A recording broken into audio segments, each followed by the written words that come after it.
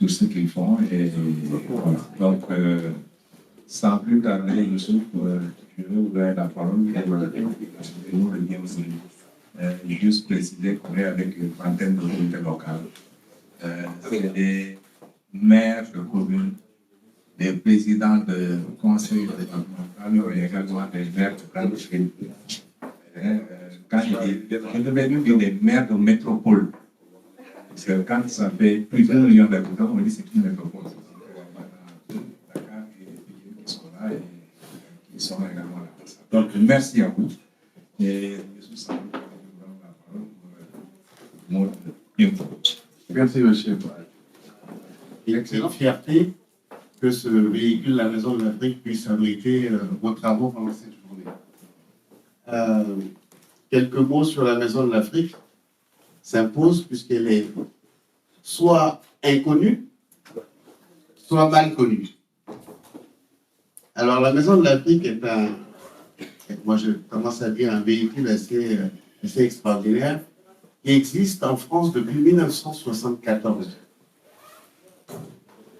Donc, c'est un véhicule qui a résisté au temps, puisqu'elle a 49 ans. Nous allons célébrer ses 50 ans l'année prochaine. Qui a eu le mérite d'exister sous l'impulsion de son Excellence, le président Léopold Sédar Senghor, qui en 1973 a saisi deux de ses amis, Georges Pompidou et Félix Houphouët-Boigny, pour doter les pays africains des véhicules de promotion des économies de la culture et de l'art des pays africains à partir de Paris pour l'Europe. Leur volonté à l'époque, c'était que l'ensemble des pays africains rejoignent le conseil d'administration de la Maison de l'Afrique, puisque la Maison de l'Afrique est une entreprise, c'est une société. Ça répond à cette problématique d'une image floue qu'elle pourrait avoir. Ce n'est pas une association, ce n'est pas une institution, ce n'est pas un établissement public, c'est une entreprise. Il n'y a que 10 pays, je dirais, sur les 54 pays africains qui ont répondu à l'appel et qui ont constitué le capital actif de la Maison de l'Afrique qui lui a permis de démarrer. Donc ces 10 pays, je vous invite à visiter notre site internet, sont des pays plutôt de l'Afrique de l'Ouest et de l'Afrique centrale. Le 11e pays actionnaire de la Maison de l'Afrique et membre du conseil d'administration, c'est la France. Et la France est représentée au conseil d'administration de la Maison de l'Afrique par le président de la Chambre de commerce de Paris-Île-de-France. Ça, c'est la constitution juridique et la constitution actionnariale de la Maison de l'Afrique. Alors, sa raison d'être, c'était de contribuer à la promotion des économies de la culture et de l'art des pays africains. Pendant 2 décennies, elle a fait énormément de missions. C'est-à-dire qu'elle a permis à un certain nombre d'entreprises françaises, en général, d'aller en mission en Afrique. Et elle a facilité, elle a un rôle de facilitateur dans les relations industrielles et commerciales entre l'Afrique et la France. Jusqu'au début des années 2000, j'ai vu des années 2000, il y a eu pas mal de compétiteurs qui se sont mis sur ce marché-là, donc ce marché a été difficile pour elle. Donc elle a passé les années 2000 avec son actif, un actif, elle est propriétaire de fonds de commerce et de marques, qui lui ont permis de passer les années 2000 et 2010. Et elle a ses bureaux que vous voyez là, et cette salle, qui sont un actif qu'elle met en location également pour vivre. Après la crise de Covid-19, la Maison de l'Afrique a connu, comme beaucoup d'entreprises, des difficultés. On a mis un genou par terre. Nous avons été appelés à s'en chevet. Moi, j'ai pris la direction de cette maison à la sortie de la crise, milieu de l'année 2021, en juillet exactement, et j'ai proposé au conseil d'administration de changer le modèle économique de la Maison de l'Afrique, c'est ce qu'on appelle un retournement en termes de l'entreprise, et j'en ai fait une agence d'intelligence stratégique. Donc, dorénavant, depuis 2022, la Maison de l'Afrique est une agence d'intelligence stratégique au service des 10 États qui en sont sa propriété. Ça veut dire que l'essentiel de notre activité, c'est dorénavant de développer des projets à impact sociétaux en Afrique. Accompagner des porteurs de projets, accompagner à la levée de fonds sur des projets, mettre en relation pour réaliser des projets en Afrique. L'autre volet, c'est le soutien des diasporas. Nous sommes convaincus que l'Afrique s'épanouira avec ces diasporas. Donc, nous cherchons à être un lien entre les diasporas et l'Afrique. Et ensuite, nous avons divers projets avec différents pays. notamment un projet sur les marques, puisque la Maison de l'Afrique a 49 ans d'expérience dans l'exploitation des marques. Voilà en substance ce que je peux dire de la Maison de l'Afrique. L'autre singularité, c'est que au-delà des 10 pays africains qui sont dans le conseil d'administration, nous travaillons sur tout le territoire africain. Nous avons des projets au Cameroun, nous avons des projets au Nigeria qui ne sont pas forcément au conseil d'administration. Voilà. Le conseil d'administration est dans notre constitué de 10 pays, mais notre territoire d'action est véritablement sur toute l'Afrique. Et nous reprenons les missions, notamment dans les pays entre guillemets que je pourrais dire des petits pays, mais ce sont des pays pas couverts par des grands organismes. Nous menons des missions, par exemple au Cap-Vert, nous travaillons avec le gouvernement du Cap-Vert, nous sommes avec le gouvernement de Guinée-Bissau, etc. Donc en tout cas, c'est avec beaucoup de bonheur que je vous reçois, puisque le Sénégal est propriétaire à 1/11 de la Maison de l'Afrique. Donc d'avoir ces élus en son sein, c'est un bonheur pour nous. Et j'espère que de nos rencontres, dans les échanges futurs, nous pourrons contribuer à notre dimension à faire avancer vos projets au Sénégal. Merci de votre attention.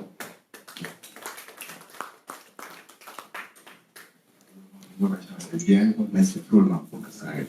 Partout des territoires très émergents, ça permettra que les choses émergent partout et que le développement soit partout. Donc, merci pour ces mots que vous venez de commencer. À présent, je vais donner la parole à Mme Gaudine Doyi, qui a eu une expérience à plusieurs niveaux en tant qu'autorité étatique, ministre de l'extérieur, en tant que parlementaire, dessinatrice en tant qu'autorité locale et en tant qu'autorité au niveau également leader, au niveau également de la société civile, notamment déjà une association qui travaille sur les questions de diaspora.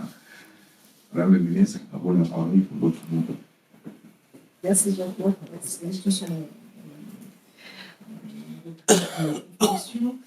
Donc moi je suis Marie Tamatavarin, donc je suis maire d'une petite commune en Seine-et-Marne, en banlieue de Paris, qui est vraiment une commune très rurale. Je suis maire depuis 2014, c'est mon deuxième mandat en tant que maire. Juste pour vous situer un petit peu le parcours, pour reprendre ce que disait Madame la Ministre, moi j'ai atterri dans une commune, j'étais pas destinée à être maire. Tout simplement pourquoi? Parce que j'étais dans une commune extrêmement rurale avec un front national très fort. On était deux familles quand je suis arrivée d'origine étrangère. Donc autant vous dire que mon élection a été un récépissé sur le territoire et on n'était pas loin d'une guerre civile et avec une élection appel à la majorité qui nous a permis de passer. Arrivée sur cette commune, 3 mois après, j'étais convoquée par le préfet du département qui m'explique qu'en fait, qu'on était au bord de la faillite et qu'il fallait absolument redresser très vite les comptes, sinon la commune était mise sous tutelle de l'État. Bien sûr, j'explique au préfet, monsieur le préfet, ça fait à peine 3 mois que je suis là, laissez-moi le temps de prendre connaissance de mon dossier et de proposer un plan d'action. La commune de Guel, il faut savoir que sur les 30 dernières années avant notre arrivée, il n'y a pas eu d'investissement majeur. Il n'y a pas de construction d'infrastructures, pas de voirie, il n'y a rien en fait, qui s'était passé. Et on arrive avec une équipe extrêmement motivée et là on se rend compte que tout était à faire. Même si certains d'entre nous étaient déjà dans l'équipe, mais on ne mesurait pas l'ampleur du chantier. Des écoles à reconstruire en urgence, puisqu'en fait je risquais de perdre l'école communale à la rentrée prochaine. Un défi sur le plan environnemental et énergétique, il fallait tout rénover, que ce soit l'éclairage public, les bâtiments, des équipements, puisqu'en fait il n'y avait pas de bibliothèque, on allait juste à l'époque les enfants partageaient une cantine avec les communes voisines, on a eu une expansion démographique qui était assez importante, on a pris 30% de population en plus en 2 ans. Juste avant mon arrivée en 2013. Donc tout ça compliquait un peu les choses. Madame la ministre disait comment on construit en partant de rien. Donc 2014, mon arrivée en tant que maire, et je fais la tournée des institutions. Je vais voir l'État, le département, la région, l'intercommunalité, et je demande de l'aide parce que j'avais besoin de construire une école à la rentrée 2015, moins d'un mois après. Et là, on m'explique que, en fait, en tant que maire, vous êtes bien seul, c'est votre compétence, et vous devez vous débrouiller avec ça. Alors, quelques petites subventions à droite, à gauche, histoire de dire que l'État vous a accompagné. On a accompagné un million de 100 euros. L'État me proposait à l'époque 113 000 euros d'aide. On avait 150 000 euros, région et département à l'époque réunis. Et en gros, voilà, il fallait se débrouiller avec ça. Bien sûr, avec une commune qui était endettée et qui n'avait pas forcément de fonds de roulement ni de réserve financière qui permettaient de porter le projet, il a fallu trouver une solution. La solution qui a été trouvée aujourd'hui, vous la connaissez peut-être tous, parce qu'à l'époque, j'étais la première à la mettre en place, ça a été le financement participatif. Le financement participatif, c'est quoi? C'est tout simplement un appel aux dons. Ça a fait un effet d'un séisme au niveau national, parce que j'avais décidé que je ferais un appel aux dons et que les autorités m'avaient dit « vous ne pouvez pas, il n'y a pas de loi qui régit ce type de programme ». Et du coup, j'avais créé un cadre juridique en disant aux autorités « vous ne pouvez pas m'aider, vous ne pouvez pas m'empêcher de trouver des solutions, donc vous devez m'accompagner dans cette démarche ». C'est arrivé au Parlement, c'est passé par le ministère des Finances, c'est passé à la présidence. Personne n'a pu m'arrêter sur le projet. Donc j'ai créé un cadre, parce qu'il n'existait pas de cadre juridique.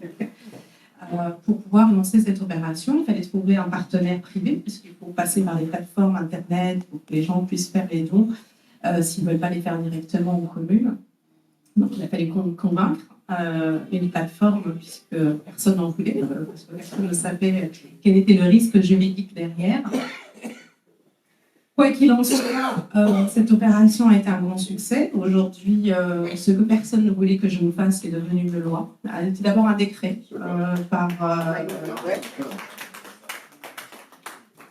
ça a été transformé en décret en 2015 par M. Hollande. Macron l'a transformé en loi et aujourd'hui, c'est une directive européenne. Si vous prenez ce qui est fait aujourd'hui, c'est exactement ce que j'ai créé en 2014. Et ce qui fait qu'aujourd'hui, toutes les collectivités, moi j'ai accompagné des communes comme la ville de Paris, Marseille, Versailles, bien sûr, des mises en place de ce type de choses.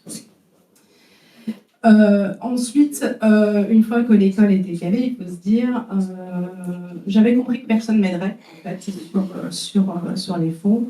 Et je me suis dit, lancer pour lancer, de toute façon, on pense que j'ai un grain de folie, autant surfer sur cette vague-là. Moi, mon objectif, c'est de moderniser cette commune et je ferai le nécessaire. J'ai alors appris à jouer avec la loi, tout en étant avec l'idée, c'est-à-dire à la pousser à l'extrémité de l'interprétation de la loi. La loi dit ici en France qu'un projet ne peut pas être financé deux fois, en fait. Sauf que dans tous les financements qui existent, quels qu'ils soient aujourd'hui, même ceux que vous sollicitez, il y a des plafonds, en fait. Et j'ai appris à diviser mes projets, à les sectionner. Alors, je ne peux pas utiliser le mot saucissonner parce que c'est interdit par la loi, mais en tout cas, à requalifier mes projets pour multiplier les aides. C'est ce qu'on appelle aujourd'hui les financements croisés. Ça aussi, c'était quelque chose que les autorités ne connaissaient pas. Il a fallu que le ministère de l'Intérieur pour expliquer aux agents comment traiter mes dossiers. Et effectivement, j'ai été aussi là, la première à avoir divisé ce type de projet. Et c'est pour ça que maintenant, il est inscrit dans la loi. Vous n'avez pas le droit de saucissonner les projets, mais on a le droit. Donc, ça a été un deuxième levier de financement. Il faut savoir que le financement participatif, pour revenir 2 secondes dessus, c'est pas tant la plateforme qui va vous donner de l'argent, c'est que ça a été un levier de communication extraordinaire, parce que ça a obligé tout le monde à revoir sa copie, y compris l'État qui est passé de 100 000, 113 000 à 354 000 euros. La région qui me dit, attendez, bon, on va peut-être le faire en 2 ans ou en 3 ans si vous êtes d'accord. Et les entreprises le privé qui a beaucoup donné. Et à l'époque, M. Hollande avait, j'ai été d'ailleurs la seule commune de France à avoir un mécénat présidentiel, mais M. Hollande avait mis 50 000 € sur la table, et donc tout le monde s'est senti obligé de suivre. Ça nous a permis de lever 1 million d'euros, là où j'en avais que 113 au départ. Donc c'est pour ça que je vous en parle, parce qu'on parlait de coopération décentralisée, et c'est quelque chose, City Unique France ne sont pas là, mais c'est quelque chose que j'avais présenté aussi devant le public, certains, beaucoup de Sénégalais, en disant surtout cet outil est un outil formidable, parce que du coup, ça permet en fait un effet de levier, et en plus, ça permet aussi de lever les fonds. Vous allez voir que je vais réutiliser sous différentes formes avec les années. L'année d'après, il a fallu faire une cantine scolaire. Donc, même combat, on reprend son bâton de combat, on fait la tournée des institutions. Et il nous manquait un peu moins de 30 000 € à lever comme fonds. Et moi, j'avais une règle d'or, c'était que sur mon mandat, je devais faire 0 € d'emprunt. Parce que j'étais arrivée quasi de force sur cette commune. J'étais attendue au tournant. Tous les problèmes qui existaient depuis 50 ans ne sont ressortis qu'à mon mandat. C'était de ma faute si les trottoirs n'étaient pas faits, si l'éclairage ne fonctionnait pas bien. Forcément, j'étais responsable de tout ce qui passait, puisque je n'avais qu'à peine 50% de la population qui avait voté pour moi. Donc, je décide voilà, d'être un peu créative sur la chose, et je me dis, financement participatif, j'ai fait, ça risque de pas trop fonctionner si je fais ça 2 années de suite. Je décide de faire un gala avec un chef étoilé, guide Michelin, en fait, que j'arrive à convaincre de venir travailler gratuitement avec toute sa brigade et de convaincre tous ses fournisseurs de tout nous fournir gratuitement. Et oui, j'y arrive. Et j'arrive à convaincre des partenaires privés, des organisateurs d'événements pour avoir les tables, les chaises, les serveurs, enfin les spectacles. Absolument tout nous a été fourni gratuitement. Et sur cette base-là, je lance un gala le jour de la fête de la musique. Donc le chef ferme son restaurant. Donc c'est le seul chef étoilé du 93. Si vous cherchez à savoir qui c'est. Et d'ailleurs, il me rencontre, il vient me voir, il me dit, écoutez, quand j'ai reçu votre courrier, je me suis dit elle est complètement folle. Je voulais voir jusqu'à quel point vous étiez folle. Et à la fin de notre échange, il me dit je suis partante parce que je veux voir ce que ça va donner. Et effectivement, ça a été une très très belle réussite. Et là aussi, c'est un levier. C'est pas tant parce que ce soir-là, sur une soirée, on récolte 15 000 €. C'est pas les 15 000 € seulement qui étaient investis. C'est ce que ça a fait comme levier autour. C'est-à-dire que tout le monde s'est senti concerné. Et là, on a reçu tous les chèques. On a vu les chèques arriver en mairie. Parce qu'on a la chance ici, c'est de fou. À chaque fois qu'on fait un appel au don, donc à chaque fois qu'on fait un don, il y a un système de défiscalisation derrière. Donc, les gens nous soutiennent en disant vaut mieux que ça aille ici que ça aille, on sait tout au niveau de l'État. Donc, forcément, budget bouclé, sans emprunt, encore une fois, et quasiment sans apport de la commune. L'année d'après, je décide de faire une bibliothèque. Donc, recombat. Là, c'est un peu plus compliqué de se dire qu'on fait un appel au don. Et là, je joue sur la corde sensible en disant que nos enfants de l'école ont besoin d'une bibliothèque. Et là, je fais construire une bibliothèque gratuitement par les entreprises. On fait des dons, des attestations de dons. Et on se fait fournir la totalité des matériaux. Les professionnels, les coordinateurs de sécurité, contrôleurs techniques, travaillent et nous remboursent sous forme de dons les honoraires, puisqu'on est obligé quand même de générer un peu d'honoraires pour les questions d'assurance et de garantie. Et ils nous remboursent. Et pareil, on part sur un équipement, encore une fois, qui nous a coûté 0 €. Effectivement, ça demande beaucoup de mobilisation, beaucoup de bénévolat, des entreprises. On mobilise d'abord les entreprises du territoire. Et puis, moi, je travaille toujours en escargot, c'est-à-dire que je pars du centre, de notre commune, et on tourne autour, et on gravite et on s'éloigne petit à petit en fonction des compétences et des institutions, des entreprises qui sont autour. Donc, une fois qu'on a fait, ça, c'est ce que moi j'ai appelé les équipements d'urgence. Ensuite, parallèlement à ça, il a bien fallu qu'on travaille sur la question énergétique. On a compris très tôt, avant même la crise énergétique qu'on connaît aujourd'hui, qu'il fallait absolument qu'on travaille sur l'éclairage public, sur les bâtiments. Sauf que j'avais vu beaucoup de collègues qui refont des routes, 3 ans après, qui ouvrent pour faire des renforcements d'eau potable, qui reviennent pour refaire des renforcements d'électricité. Ça, moi, c'est quelque chose que j'ai toujours refusé. Je préfère y aller doucement et me dire, à chaque fois qu'on doit toucher un début. Moi, j'avais un plan pluriannuel d'investissement, qui est toujours le cas. Moi, je travaille toujours avec les feuilles de route, en disant qu'à chaque année, ça sera tel secteur qui seront faits. Et en fait, on fait le renforcement d'eau potable nécessaire pour tout ce qui est défense à incendie. On vérifie que les réseaux d'énergie, d'électricité sont suffisamment puissants pour ce qui existe et ce qui est à venir, parce que tout n'est pas toujours construit dans nos quartiers. Et ensuite, je fais tomber les câbles, ce qu'on appelle des enfouissements de réseau. Je change l'éclairage de sodium en LED et je refais la voie. C'est toujours le même cheminement.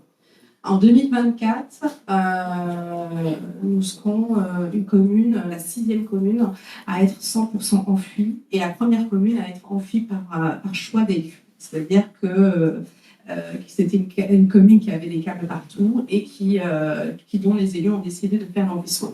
Les 5 autres sont des communes nouvelles qui ont été construites sans câbles électriques et de télécommunications.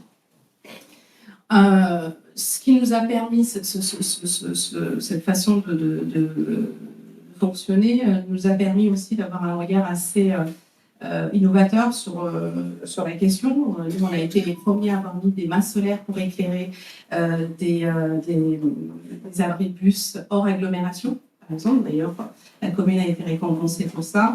On a été, très rapide dans ce cheminement d'investissement pluriannuel. Et heureusement, parce qu'aujourd'hui, nous, en 2021-2022, quand la crise énergétique s'est déclarée en France, on a connu des explosions de factures. Moi, j'ai des collègues qui ont fait des factures à multiplier par 10, par 12. Nous, on n'a pas connu ça. En fait, nous, on a été extrêmement protégés, puisque même s'il me reste une rue à finir en enfouissement en 2024, nous, on est déjà 100% LED depuis au moins 4 ans. En fait. Donc nous, la crise, on l'a anticipée. C'est vrai que quand on en parle, on est souvent cité en exemple. Comme on dit chez nous, on trace nos routes. En termes de financement, on a travaillé sur la multiplication des financements croisés. C'est pour ça que je pense que les régions vont apporter quelques éléments sur le sujet. Que vous dire d'autre sur le financement? Moi, en tant que modeste élue, j'apporterai quelques regards maintenant un peu plus macro. Par exemple, sur, je ne sais pas comment ça fonctionne au Sénégal par rapport à tout ce qui est la mutualisation. Nous, le problème de nos collectivités aujourd'hui en France, et le président, d'ailleurs, a eu un discours ce week-end qui nous a un peu fait monter en tout cas, avec toute cette blouse en colère. Donc, il y a une réponse qui a été faite par un communiqué de presse par notre association des maires de France. Le président a dit que si les collectivités avaient augmenté la taxe foncière, vous savez qu'il existait 2 taxes en France principales. La taxe foncière, c'est pour tous les propriétaires, et la taxe d'habitation, que moi j'appelle la taxe dynamique, qui oblige celui qui habite votre commune à participer au développement de celle-ci.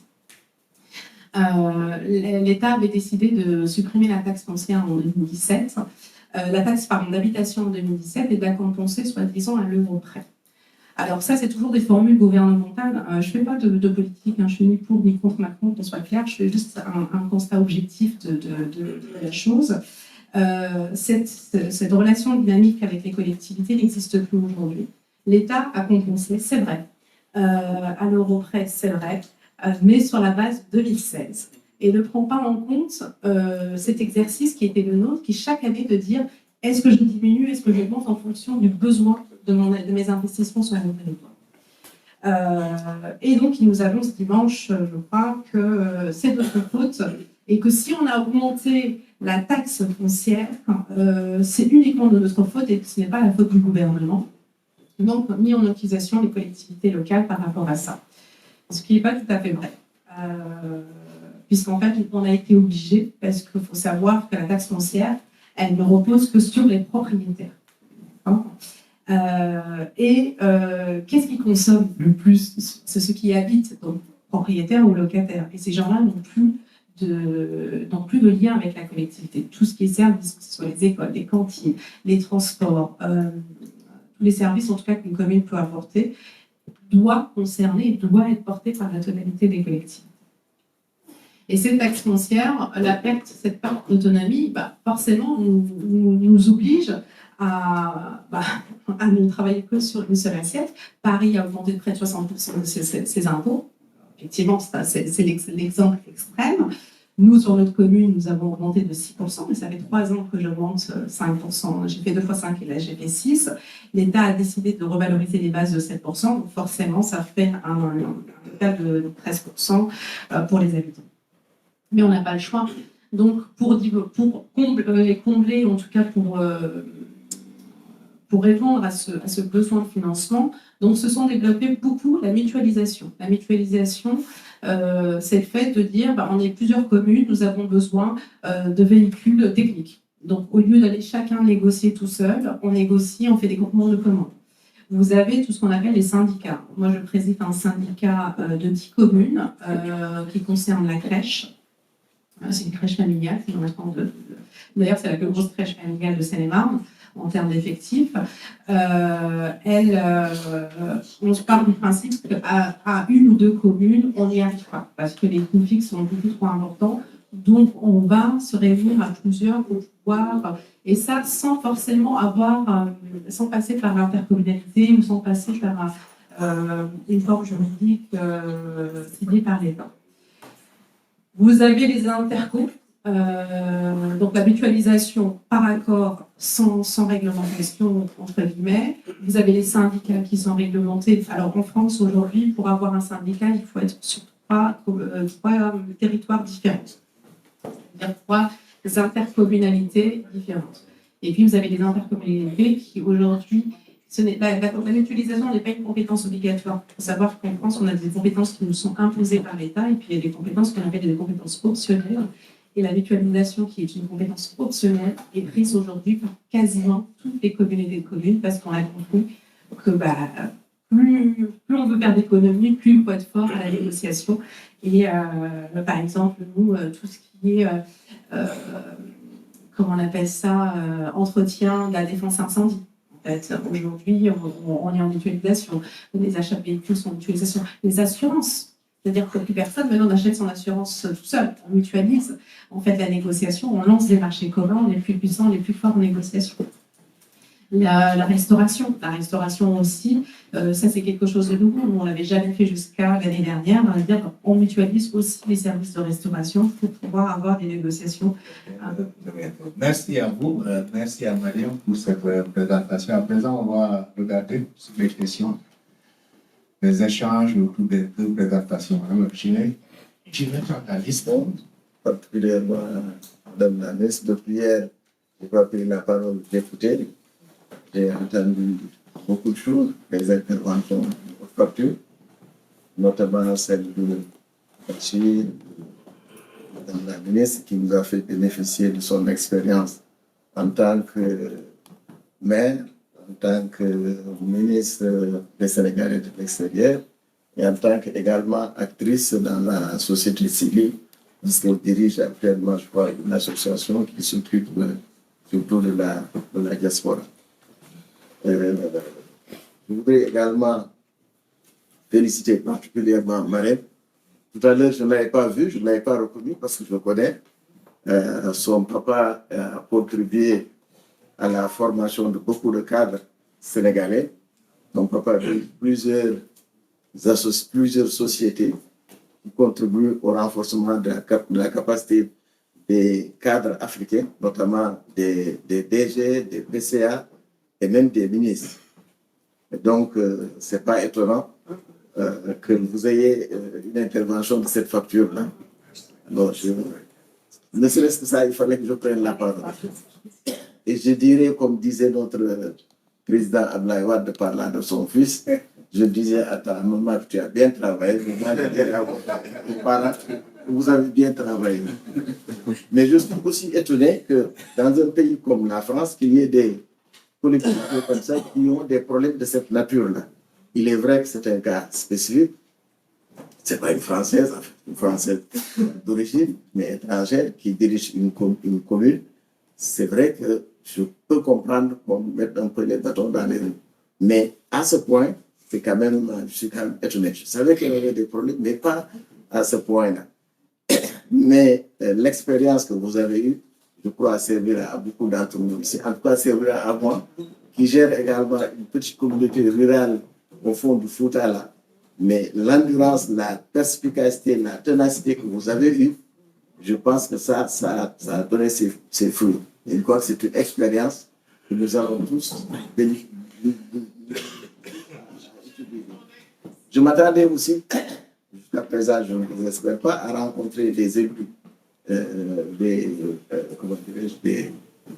des maires, des présidents du conseil départemental ici, parce que je me disais, avant de conclure, certainement, on aura à faire des salons des élus, on aura cette occasion-là. Mais cette expérience également, vraiment, c'est une bonne chose que tout le monde soit mis au courant de cette expérience, en tout cas, qui va nous servir à nous tous. Donc, moi, je vous je vous demanderai de venir former votre tonton, parce que ce que vous avez fait là, vraiment, désolé, pas bon, je voulais juste, pour ça, vous féliciter et vous dire encore du courage. Merci. Je vais commencer je vais commencer par des félicitations et des encouragements. Parce que bon, vraiment, ça me réconforte. Parce qu'en vous entendant parler, donc, je sais que c'est le développement, pour essayer de booster les choses, donc il nous faut beaucoup de courage. Ouais, il nous faut beaucoup de courage parce que, bon, nous, en venant ici, donc, nous avons ça personnellement qu'on ne peut pas signer des conventions sans que l'État donc, ne met pas ça, parce qu'actuellement tout est centralisé.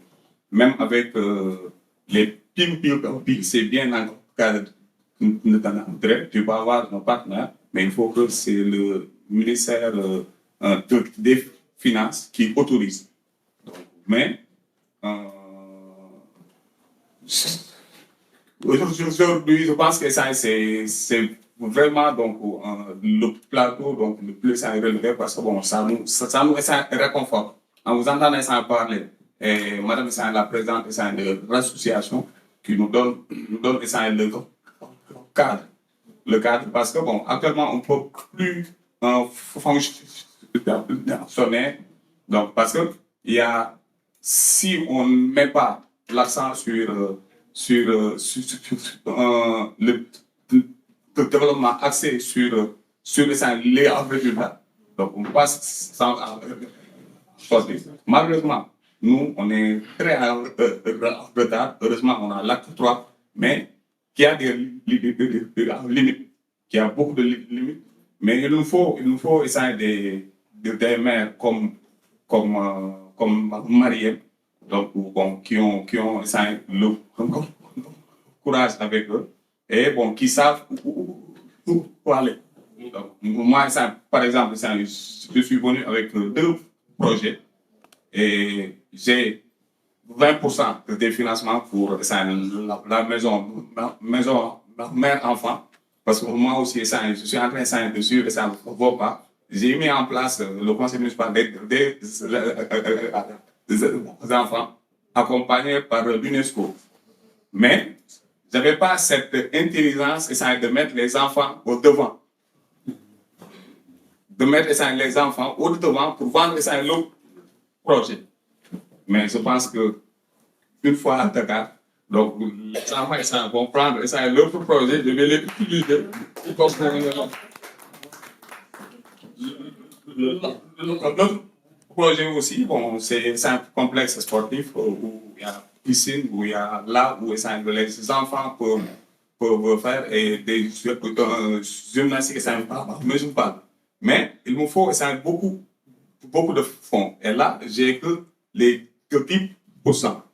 Mais bon, il est aussi ça à nous de faire ça, des efforts et de pousser à l'État central de modifier ça beaucoup de choses. Parce que nous subissons aussi les mêmes contraintes. Nous subissons les mêmes contraintes parce que bon, c'est l'État qui contrôle tout, alors que les redevances, bon, parfois on perd les recevoir à temps et c'est toujours donc, en quantité très insuffisante. Donc, je profite de ça. Bon, je remercie aussi Madame le ministre qui a vraiment campé là dans le débat et qui nous permet au moins de parler sur des points qui vous intéressent et sur des points qui peuvent nous pousser à apporter des solutions. Donc, sur des points bien spécifiques. Voilà, merci beaucoup et merci à Bachir qui nous a permis cette occasion. Merci du Président avec des présentations pertinentes qui nous ont été faites. Féliciter Madame la Ministre. Je pense que notre nécessaire dans je travaille beaucoup avec la diaspora, mais j'ai bien peur qu'à l'entendre hier et aujourd'hui, qu'elle devrait ajouter une spécialisation en décentralisation. Elle en avait toutes les compétences, ça va être donc, félicitations encore, Madame la Ministre. Je voulais juste faire un témoignage et une contribution par rapport à l'ARF et sur ce qu'ils sont en train de faire. Avant cela, féliciter Maria. Je pense que c'est devant les défis que les gens trouvent une ingéniosité et un esprit combatif pour apporter les solutions. N'eût été les difficultés qu'elle a rencontrées quand elle est arrivée aux affaires pour de sa productivité, surtout le défi qu'elle a eu et qu'elle s'est donné. Devant les défis, on peut se retrouver avec des ressources extraordinaires, avec une combativité qui fait qu'on ne lâche pas et qu'on va jusqu'au bout. Je pense que c'est la belle expérience qu'on a eue avec elle. Et vraiment, c'est tout à l'honneur des dames. Notre ministre aime bien qu'on parle des dames. Donc, encore une fois, merci et félicitations. Merci pour la présentation. Revenu sur l'ARF pour dire que la ville de Pikine, effectivement, en tant que département, est membre de l'ARF depuis 2019, je pense. J'ai été à Lyon et c'est à partir de ce contact que j'ai eu à Lyon que nous sommes devenus membres de l'ARF en tant que département, parce que les villes du Sénégal ont en même temps les compétences de département depuis qu'on a éliminé les régions. Les régions ont devenu au département et les compétences qui étaient dévolues aux régions sont maintenant des compétences qui sont transférées au niveau des départements. Et c'est à ce titre-là que nous sommes membres de l'ARF au niveau de la ville de Pikine. Nous avons aussi bénéficié effectivement de l'accompagnement de l'ARF sur l'employabilité des jeunes, sur un projet, l'appel à projet qui a été fait. La ville de Pikine a souscrit à cet appel à projet et nous avons bénéficié de cet accompagnement de l'ARF à travers le conseil départemental de la jeunesse du département de Pikine. C'est à partir de cette association des jeunes du département de Pikine que la ville de Pikine a mis un projet qui a été accepté. On a été, moi-même personnellement, j'ai fait une contribution à Yaoundé, quand on a été à l'ARF, accompagné d'une jeune fille, membre du conseil départemental de Pékin que j'avais amené avec moi et qui aussi avait fait une présentation sur le projet qu'on avait avec l'ARF sur l'employabilité des jeunes. Et ça a été très bien apprécié d'ailleurs. Et nous continuons toujours à nous satisfaire de notre participation à l'ARF. Et je pense que très bientôt, ce sera à Tivaouane d'accueillir avec la ville de Pékin les membres de l'ARF sur des échanges que nous aurons. Ne serait-ce qu'à ce niveau-là, il est important d'être dans des associations à ce titre-là. C'est surtout les échanges d'expériences qui peuvent permettre, à partir de cela, d'avoir vraiment des idées, de pouvoir se projeter sur les difficultés qu'on a et de trouver des solutions qui, en général, ne seraient que entendues par rapport à une expérience vécue par ailleurs, permettent vraiment de tirer quelque chose de cela et de pouvoir, en contrepartie aussi, apporter des solutions sur les problèmes auxquels on est confronté soi-même au niveau de notre principale collectivité que nous dirigeons. Donc vraiment, je voulais apporter cette contribution et me féliciter de tout le travail qui est en train de faire l'ARF sur le plan international. Merci Bachir. Merci. J'ai intervenu en stratégie financière qui accompagne les collectivités dans la recherche de financement et stratégie financière. Je vois il y a un cabinet au complet. On ne prend plus de clients, on a des listes d'attente parce que c'est quelque chose. On a compris la problématique des collectivités, même si on est face à des grands cabinets français ou internationaux. En fait, la vision qu'on a, nous, elle est une vision de 360 degrés. On a vraiment une vision de plan. Pour répondre à votre projet, alors on n'y pense pas souvent, c'est quelque chose qu'on a mis en place. C'est qu'en tant que collectivité territoriale, quand on va chercher des financements, des fois, sur certains organismes, sur des fondations, on ne peut pas y accéder parce qu'on est collectivité, en fait. Et on ne travaille pas forcément dans les fondations privées avec des collectivités. L'astuce, c'est de créer une association, en fait, qui est le bras armé de la commune et qui va chercher les financements pour la collectivité. Nous, par exemple, sur la commune, on a créé 2. Une dédiée à l'environnement, une dédiée au patrimoine. C'est ce qui m'a permis d'accéder au financement de la Fondation du patrimoine de France, puisque je suis en train de restaurer une église. Et en fait, j'avais atteint le maximum des subventions légales possibles, c'est-à-dire 80%. Et j'entendais aller un peu plus loin que les 80%. Donc, j'ai créé une association qui s'est associée, c'est notre convention de fait partie, parce que l'église appartient à la commune, et qui permet en fait de récolter des fonds pour le compte de la commune. Ça, c'est vraiment la première chose qu'il faut retenir et qu'il faut absolument que vous ayez en tête, parce que là, bien sûr, il y a des organismes institutionnels, mais ne sous-estimez pas les fondations privées des grandes entreprises, Total, Shell, tous les magasins de luxe, toutes les marques de luxe, ont toutes des fondations. Il suffit juste de creuser un petit peu et en fait, finalement, on trouve quand même pas mal de ressources sur le sujet. Le deuxième point, et là c'est plus une astuce de métier, tout à l'heure, je crois que M. Bach qui disait comment l'ARF peut nous aider à l'électrification. En fait, je suis sûre que la zone dont vous parlez, il va y avoir une école, d'accord, qui pratique la langue française. Et c'est là où, moi j'aurais pas dit électrification. Alors, si en parlant d'ARF, je vous aurais dit j'ai besoin d'électrifier. J'irais à la région Île-de-France, je dirais j'ai une école, j'ai besoin d'enseigner le français, mais j'ai pas d'électricité. Donc aidez-moi à mettre l'électricité. Mais du coup, c'est un double financement et non pas un seul financement. Et c'est ça, en fait, l'ingénierie du financement aujourd'hui, c'est qu'en fait, on ne peut pas être sur un chemin classique et il faut sortir des sentiers battus, en fait. Et dans cette zone-là, peut-être que vous avez besoin d'aider des femmes qui ont besoin de se réunir pour pratiquer un métier d'artisanat. Et là, vous allez toucher d'autres sensibilités. Et c'est là où vous multipliez les sources de financement et non pas se dire je vais voir l'ARF, parce que l'ARF, même s'ils vont aider, ils vont être très limités et votre projet qui pourra peut-être être financé à 10, 15, 20%. Et en fait, le reste, vous allez chercher du financement français, mais avec un discours différent. Et en fait, il ne s'agit pas de mentir, c'est pas ça la question. C'est ce que je disais tout à l'heure, c'est vraiment aller à la limite des interprétations. Et en fait, c'est quelque chose que moi j'ai compris très vite et qui à mon avis, va vous parler, c'est que les dossiers de demande de financement et de subvention est une question de sémantique. C'est pas une question de chiffres, c'est une question de comment vous présentez le dossier. Un dossier peut être différent, peut être retenu parce que bien écrit. Le fond est le même et il peut être rejeté et on peut même lui dire qu'il est hors sujet. C'est une façon de comment on l'écrit.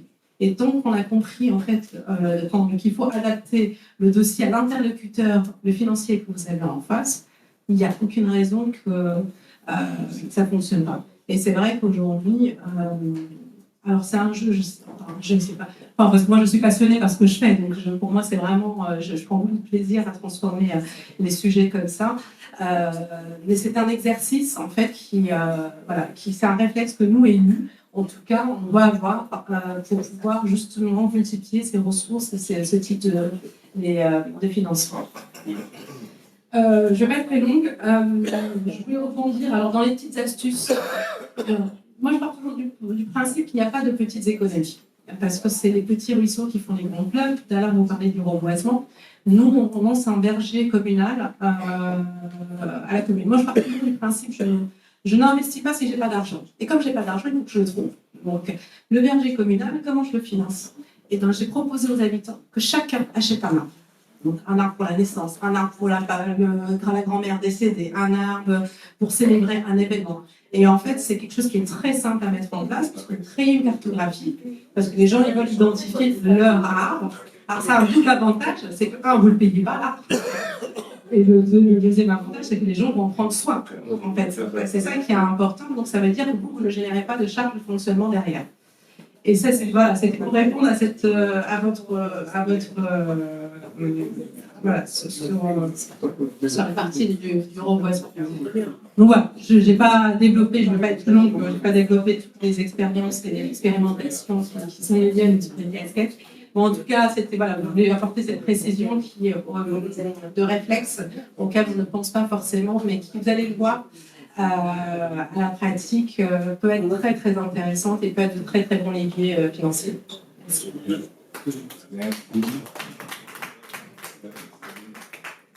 Merci Valérie. Déjà, je tiens à remercier donc les collectivités membres de la IRF parce que je pense que vous êtes la meilleure voix. Et c'est vrai qu'on propose à la IRF et surtout aux représentants techniques de présenter. C'est toujours un exercice un peu difficile pour moi. Je préfère largement faire parler les collectivités de ce qu'elles font, de ce qu'elles vivent à travers l'expérience. Et la IRF, je suis complètement d'accord d'ailleurs pour revenir sur la question. C'est tout est une question aussi du coup de marketer un projet. Donc au-delà de la réflexion et sortir un peu des sentiers battus, déjà pourquoi on fait, définir le qui, le quoi, le comment et la logique un peu d'intervention. Une fois qu'on a tout ça, c'est bien, mais on recherche le financement, mais des fois on a un projet qui va finalement se scinder en plein de mini-projets pour aller sur plein de produits. Et là, on a pléthore d'exemples dans le cadre du service d'appui conseil de comment on va en avant de tout ça. Mais c'est vrai qu'après, c'est petit et ça va beaucoup dépendre de la volonté, du travail aussi de la collectivité. On ne va pas faire la place, on ne va pas avoir la solution miracle et pouf, on va avoir le financement qui va tomber. Non, c'est vraiment un travail de longue haleine. Et je pense que c'est un peu la grande illustration de ce travail-là, c'est d'être social. Je pense qu'on a besoin de vous dans notre service d'appui conseil par le niveau d'experts. Vraiment. Ensuite, il y avait une question donc, par rapport aux communes rurales. Donc effectivement, je pense que j'ai l'impression que les collègues ont répondu un petit peu à côté. Donc effectivement, la IRF, on est un réseau du niveau régional ou département et ville selon le niveau de compétence. Mais après, il y a des réseaux de communes, enfin des réseaux pour le niveau communal. Donc là, je pense que c'est plutôt la IRF, les interlocuteurs, ou c'était France aussi qui regroupe l'entièreté des collectivités. Et après, les bénéfices, bien sûr, découlent aussi, parce que le niveau départemental travaille étroitement avec les communes. Et je pense d'ailleurs notamment à vous, M. Silla, pour ce projet-là, avec le conseil départemental de Tiverdon. Oui, je pense qu'il y a un dialogue qui est totalement possible avec les soucis pour poursuivre et rester dans la continuité de ce qui a été commencé sur ce projet. Je crois que c'était un peu tout. Vous voulez rebondir? Merci.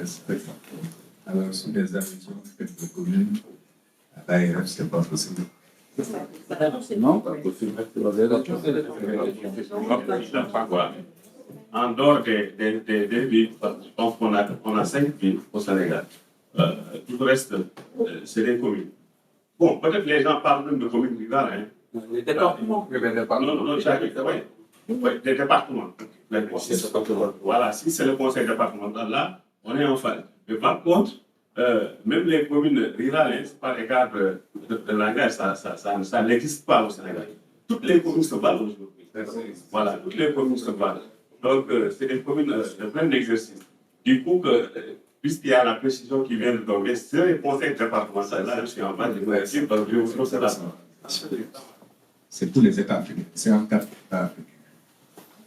Et dans cette charte, les chefs d'État ont retenu qu'il fallait chaque année organiser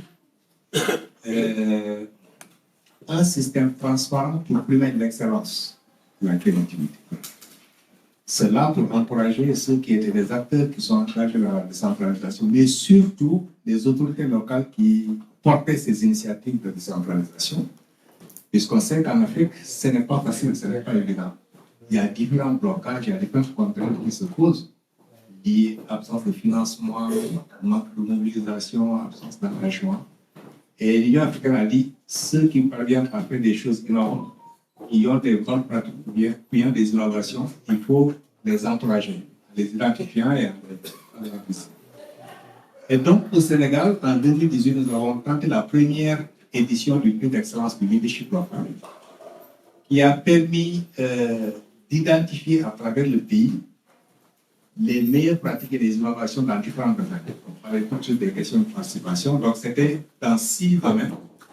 Ceux qui ont des bonnes pratiques et des innovations en matière de participation, d'engagement citoyen.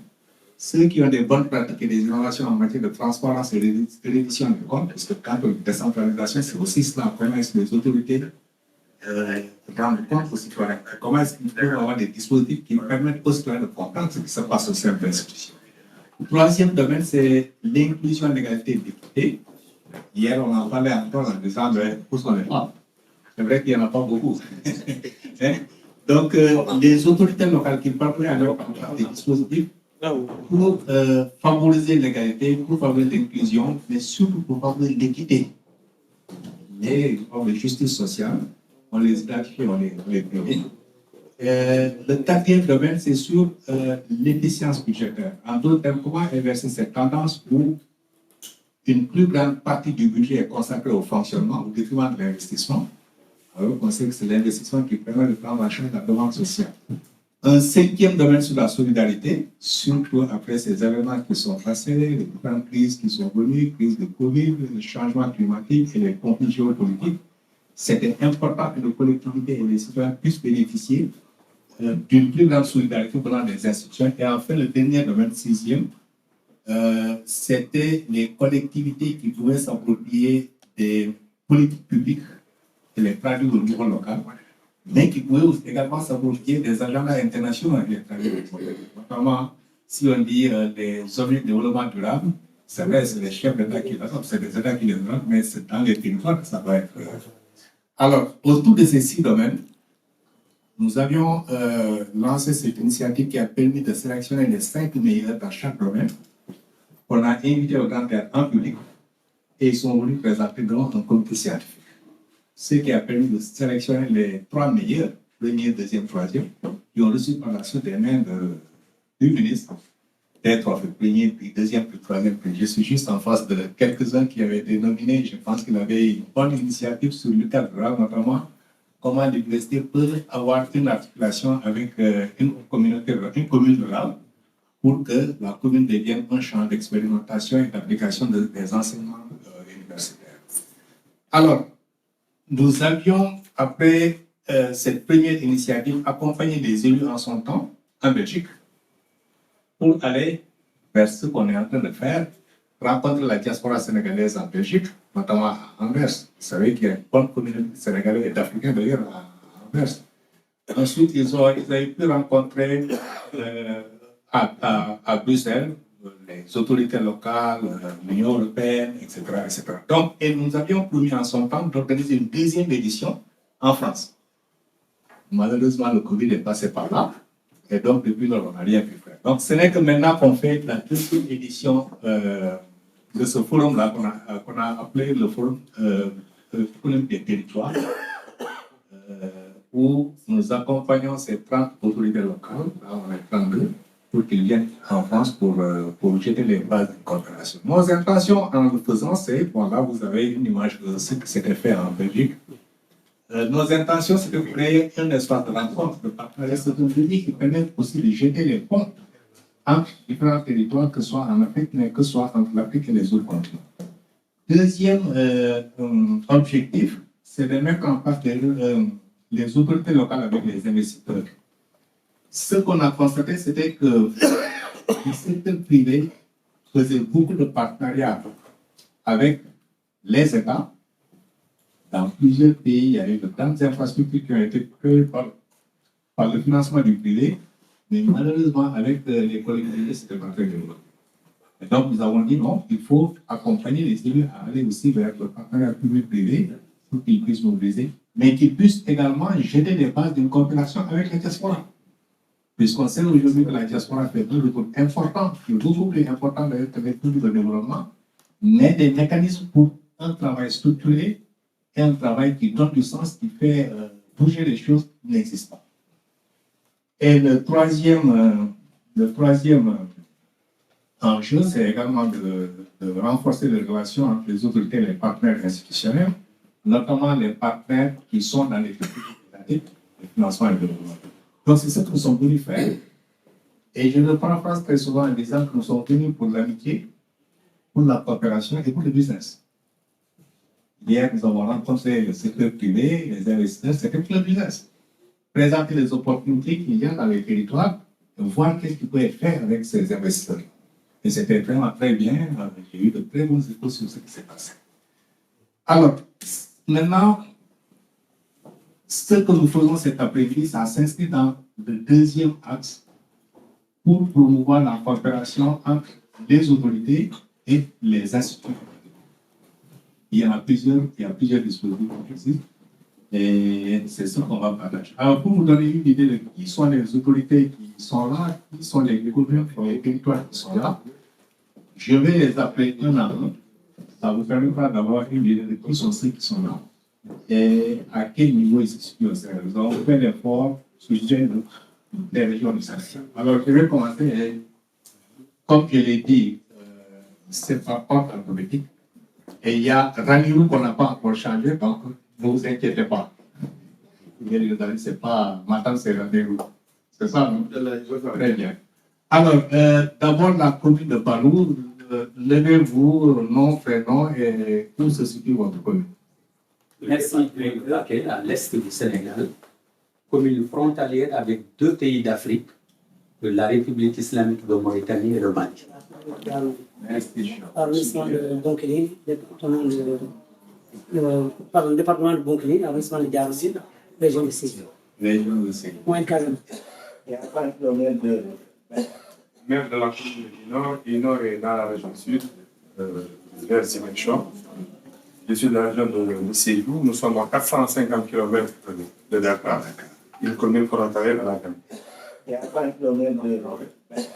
Maire de la commune du Nord est dans la région sud, vers Ziguinchor.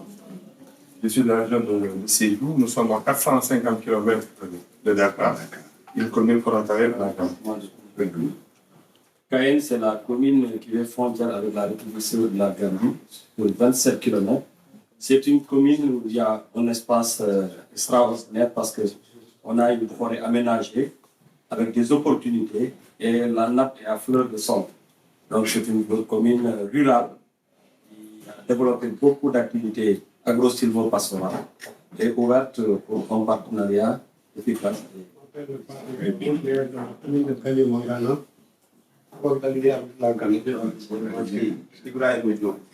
Maire de la commune de Gare, par ailleurs directeur administratif financier du Grand Théâtre national au ministère de l'Agriculture.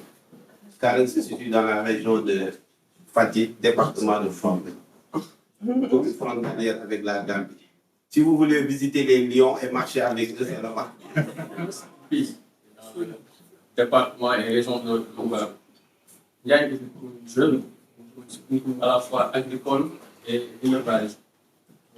Bon, c'est également d'émigrer. C'est avec la zone nord, et Matam, je pense que ce sont les premiers émigrés. Je suis le secrétaire municipal de la commune de Oredel. C'est une jeune commune créée en 2011. C'est dans la région de Matam, département de Carrière, sur la rive gauche du Sénégal. C'est une commune où la participation citoyenne est très représentative. Vice-président de la Chambre de commerce de Matam. Alors, nous sommes à 430 km de Dakar. Nous sommes frontaliers à 10 communes. Et voilà, vivement l'intercommunalité, ceux qui seraient intéressés. J'ai été inspiré par mes pères. Alors, moi, la seule chose que j'avais suggéré, la prochaine fois, M. Kanté, de prendre la spécificité de la délégation, qui est suscité carrément rurale. Donc, dans la mise en relation, essayons de s'orienter carrément vers l'agriculture élevage. Maire de la commune de Paya, dans le département de Koupantou, le siège du Sénégal, région de Tambacounda, 439 km à Dakar. De Dakar, ouais. 17 km². Ce qui est à 100 km de Dakar, 15 km aussi.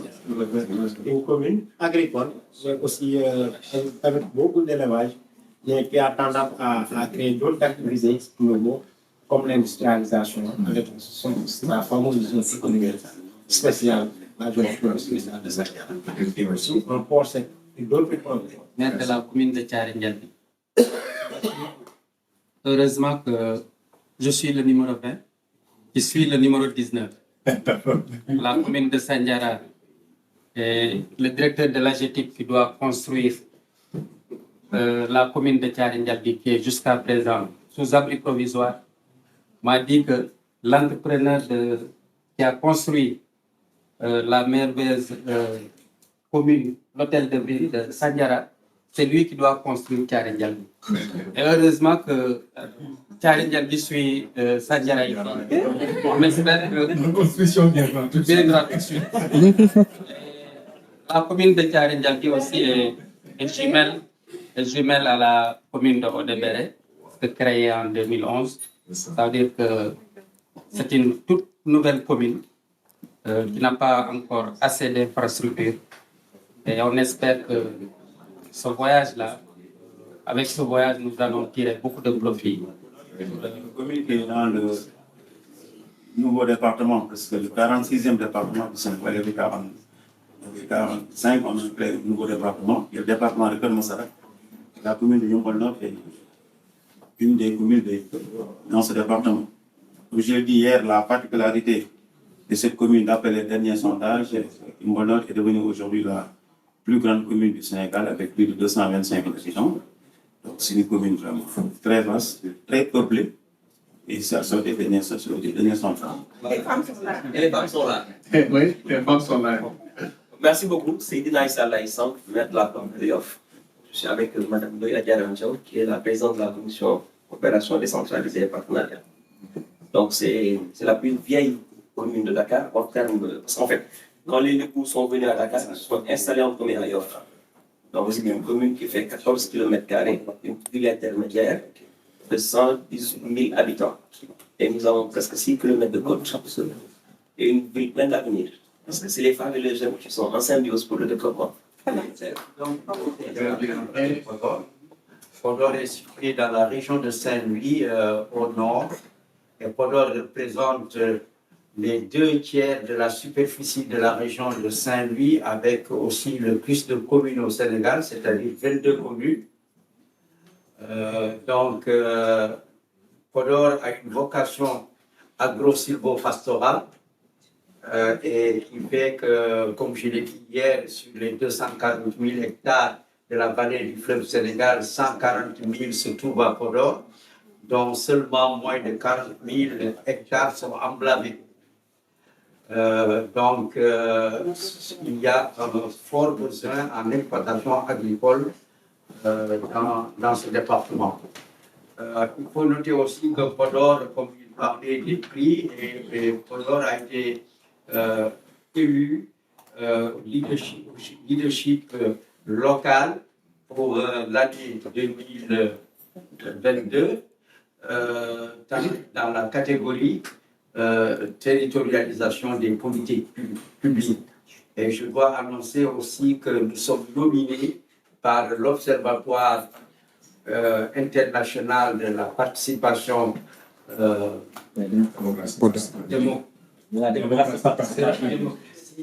on est nominé aussi dans les 40 sélectionnés sur les 149 candidats. Et au vote, nous sommes aussi 2e dans notre catégorie et 10e de l'État. Donc, bonjour tout le monde, je suis Vincent Gomis, chef de service du dialogue citoyen de la ville de Dakar. Je devais être avec Seydou Bokoum, malheureusement, et excusé, qui est président de la commission droits humains, démocratie participative et sécurité mutuelle. Donc, Dakar, je pense que pour la plupart, vous connaissez, c'est la capitale du Sénégal. Le maire vient parler un peu de Dakar, est plus vieille même que l'État du Sénégal, en faisant partie des 4 communes, une métropole, comme vous l'avez dit, avec plus d'1 million 200 000 habitants. Ça, c'est les chiffres de 2015 qui ont véritablement largement évolué. Dakar concentre plus de 50% de la population urbaine du Sénégal, plus de 80% des activités économiques du Sénégal. Donc voilà, il y a tout à faire. Grande métropole du Sénégal aussi, hein, deuxième plus grande ville du Sénégal après Dakar. C'est une ville qui, comme il vient de le dire, au dernier recensement, la ville de Pékin est actuellement à 1 170 000 habitants. Mais il faut dire que depuis qu'il est sorti de ses fronts, le nouveau département, 46e département du Sénégal, Kermassa, qui est sorti, qui jusqu'en 2021, il y a 3 ans derrière, faisait partie du département de Pékin, qui comptait en son sein 16 communes, mais qui actuellement a 12 communes, qui composent vraiment le périmètre de la ville. Donc une ville très peuplée, comme le disait le maire de Yeumbeul, une ville de banlieue, comme toutes les villes de banlieue, avec beaucoup de besoins. Sur le plan social, il nous manque beaucoup de choses. Bon, nous essayons de faire les efforts qu'il faut. Mais voilà, je reste encore à faire. Ce qu'on m'avait appris là-bas, c'était entre 2014 et 2016. C'est quand les élus sont là, les techniciens, vous effacez. Donc, parler devant les élus territoriaux sénégalais, devant les ministres de la République, mais très difficile. Mais comme vous m'avez forcé à parler au nom du ministre d'État de l'ensemble, je vais le faire. Et donc, à l'entame de mes propos, c'est pour vous féliciter. Féliciter pour rebondir sur, après les propos de M. Kane, par rapport à l'initiative que vous avez eue avec tous vos partenaires, que ce soit l'OIDP, que ce soit Educ Impact, que ce soit également la collectivité de Marne-la-Vallée, la Chambre de commerce et d'industrie. Vous félicitez pour cette initiative de regrouper les élus territoriaux sénégalais ici et de leur donner la possibilité d'être en lien direct avec des investisseurs. Saluer également la présence des élus territoriaux. Lorsque je vois le dispatching, je me rends compte qu'effectivement, nos élus territoriaux ont compris les enjeux et se donnent les moyens pour pouvoir atteindre les objectifs qui leur ont été fixés. Il m'est heureux de retrouver aujourd'hui des partenaires que la CNDT a, notamment le maire de la ville de Pékin, M. Thibault, qui est un partenaire privilégié de la CNDT, de retrouver Mme la ministre Gonedoy, qui était en visite chez nous il n'y a pas très longtemps dans le cadre de ces multiples activités dont certaines ont été oubliées. Je vous en toucherai un mot après. Et donc, la CNDT, c'est la Commission nationale de dialogue des territoires, a été créée par le président de la République Macky Sall en 2015. C'est une institution qui est logée à la présidence de la République, qui appartient au premier cabinet du chef de l'État. Elle a plusieurs missions, mais les plus importantes que je peux vous citer sont celles notamment d'assister le chef de l'État dans la définition des mécanismes de la coopération territoriale. Il y a également parmi ces missions celle d'accompagner les collectivités territoriales dans la mise en place des groupements d'intérêt communautaire, d'intercommunalité et d'interterritorialité. On demande également à la CNDT d'assister le gouvernement dans la mise en place de mécanismes pour renforcer les capacités managériales, les ressources humaines, financières des collectivités territoriales. Alors, la CNDT se déploie pour exécuter ces missions. Il y a plusieurs mécanismes que nous mettons en place dans l'opérationnalisation et parmi ces mécanismes, il y a par exemple le cycle de dialogue que nous avons eu l'opportunité de faire avec la ville de Pékin. Il y a également la mise en place de quelques programmes économiques, notamment le programme de valorisation des ressources territoriales qui s'articule en 3 axes principaux. Le premier axe est un axe de valorisation des ressources agricoles et agro-pastorales. Le deuxième axe est un axe d'accompagnement, ce qu'on appelle le secteur informel, dans la mutualisation de leurs efforts pour créer de la valeur ajoutée qui est captable localement. C'est dans ce cas d'ailleurs que s'inscrit notre partenariat avec la ville de Pékin dans le cadre de la réalisation du parc artisanal de Pékin. Et un troisième axe qui s'intéresse au monde du numérique et qui cherche autour des lieux d'implantation des universités sénégalaises de créer des pôles d'excellence numérique. Et donc, pour terminer, c'est juste pour vous rapporter les propos du président Benoît Sambou, qui m'a demandé d'expliquer, de dire aux acteurs territoriaux qui sont aujourd'hui ici présents, aux exécutifs locaux, que la CNDT est à leur disposition dans l'accompagnement pour la recherche de partenariats, pour la recherche de financement, pour l'intercommunalité. Il y a tout à l'heure un maire qui en parlait et qui disait qu'il était entouré de 10 communes et qu'il était important pour lui d'aller vers l'interterritorialité. La CNDT, dans la définition des mécanismes de coopération territoriale, est à votre disposition pour vous accompagner dans cette dynamique. Voilà un peu le résumé de mes propos. Je vous remercie. Merci.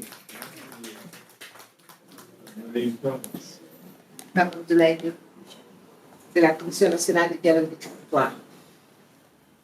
Bachir, je pense que cet après-midi, nous allons recevoir de hautes personnalités qui vont parler de sujets extrêmement importants. Il s'agit de la cohésion des territoires dans leur exercice naturel, mais aussi avec l'implication de l'État dans chaque voulant tirer la couverture de son pays. Donc, il sera très intéressant d'écouter ce que les États offrent aux collectivités territoriales, mais aussi dans quelles conditions les collectivités territoriales peuvent bénéficier justement de ce que l'État leur donne. Il est aussi extrêmement important que, déjà depuis ce matin on en parle, il est important de voir comment mettre en musique les collectivités entre elles pour justement amoindrir les difficultés. À Dakar, on a connu déjà la communauté urbaine qui mettait ensemble des collectivités locales. Nous avons connu aussi dans la région de Dakar la commission Dakar qui mettait ensemble des forces pour lutter contre les ordures ménagères. À l'intérieur du pays, on commence à voir aussi des collectivités se mettre ensemble, proposer des terres et proposer des zones enclavées à l'agriculture. Je pense que l'exposé de M. Mathieu est vraiment très attendu parce que les collectivités territoriales, pour ne pas le répéter, sont celles qui préparent le développement, mais celles qui actent le développement.